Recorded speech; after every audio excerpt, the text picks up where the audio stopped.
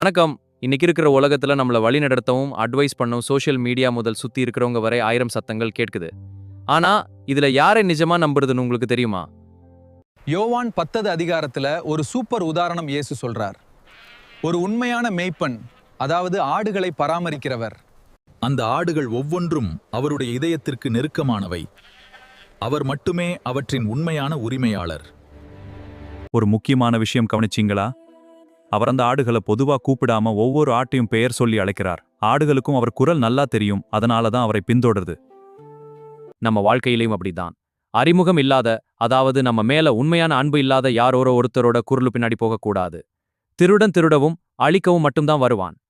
ஆனா இயேசு சொல்றார், நீங்கள் வாழ்வை பெறும்பொருட்டு, அதுவும் நிறைவாக பெறும்பொருட்டு நான் வந்துள்ளேன்.